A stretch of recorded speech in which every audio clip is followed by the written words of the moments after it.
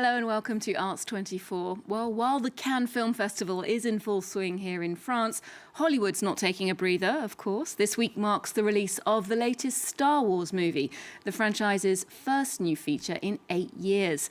The Mandalorian and Grogu, with Pedro, Pascal and Sigourney Weaver, comes 49 years after the first instalment of the multiplanetary saga.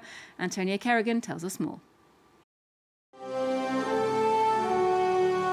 We've all heard stories of the Mandalorian bounty hunter and a child. Another film for the ever-growing Star Wars franchise. The Mandalorian and Grogu, born out of the spin-off TV series in which Pedro Pascal, a masked, armoured figure, is charged with protecting a young Yoda from warring elements across the galaxy. We're protecting everything the rebellion fought for. Good luck. But according to the Chilean-American star, the portrayal was very much a team effort. I spent months in the suit with the helmet on and learned how important it was to play a beat with a gesture. So in the tradition of Star Wars, it's been an incredible collaboration from the beginning. I'll be right behind you. Go. Go. This 2-hour feature film comes 49 years after George Lucas' first blockbuster, and 8 years after the last film in the franchise. I'm a driver, and I'm a flyer. Adding to an ever more tentacular Star Wars universe. After the purchase of Lucasfilm by Disney in 2012, Disney has released 7 live-action TV series on their streaming platform and many more animated ones, as well as 2 more standalone films. Star Wars came from the cinema, it sprung to life. I couldn't figure out how to make Ahsoka into a film. I think we need it all. I think it's all part of what drives the big ecosystem that is Star Wars. Despite the 3 seasons of The Mandalorian that precede the feature film, directors hope that there will still be something for everyone in the new release, even for those who haven't done their background reading. Are you scared? And while the previous film, Solo, A Star Wars Story, had its world premiere in Cannes in 2018, this latest spin-off is launching far from the flashbulbs of the Riviera. Speaking of which, it's time to check in with our team at the festival. This year, more than 60 French productions and co-productions are screening in Cannes. Our critic Manon Carjon joins us to take us through some of the highlights. Manon, hi. It sounds like a great year for French cinema.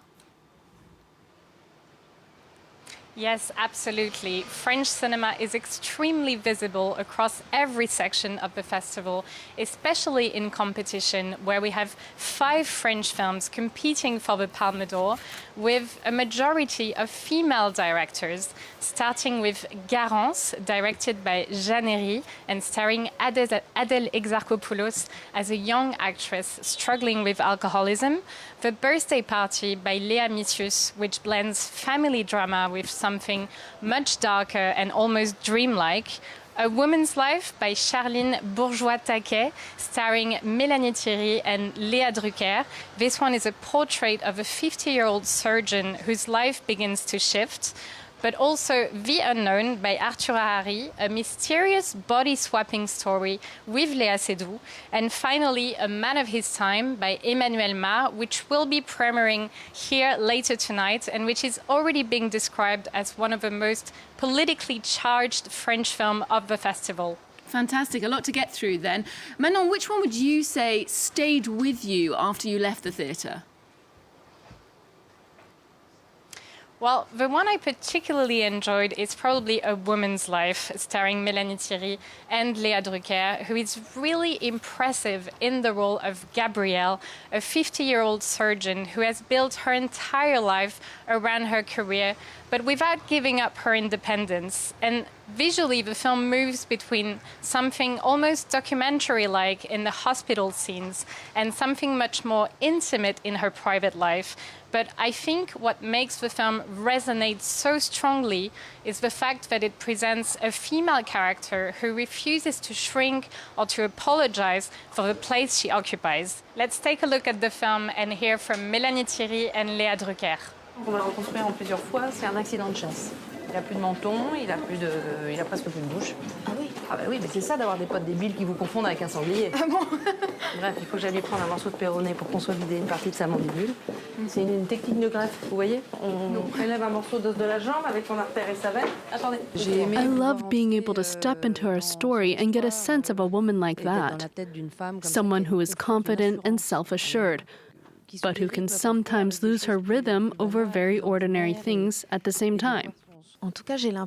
I get the impression that it portrays two completely free women in quite different ways, with different energies, with different life choices, yet at the same time without ever compromising. Looks like some really fully fleshed out female characters there. And even when they're not being directed by French filmmakers, major French stars are very visible, competing for the Palme d'Or this year as well.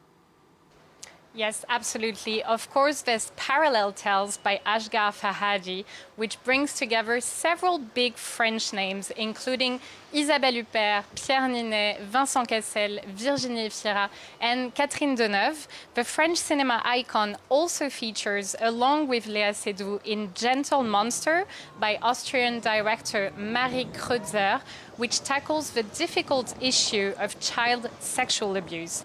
I obviously knew about sexual violence towards children, but I was not so aware that I must not only know victims, I must know perpetrators as well.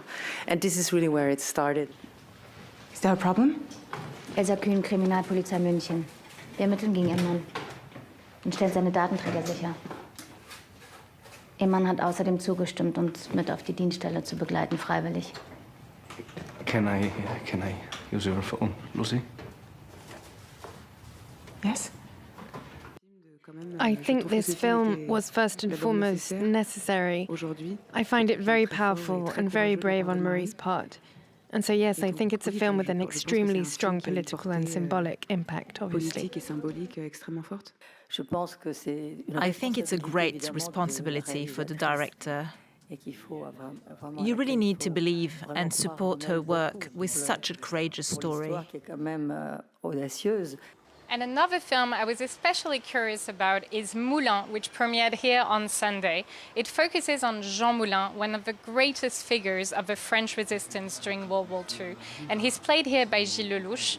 What's interesting is that the film avoids the traditional biopic format. It's more of a political thriller centered on underground networks and the paranoia during the occupation. Visually, it's very ambitious, but some of the torture scenes were quite intense and honestly a little difficult to watch.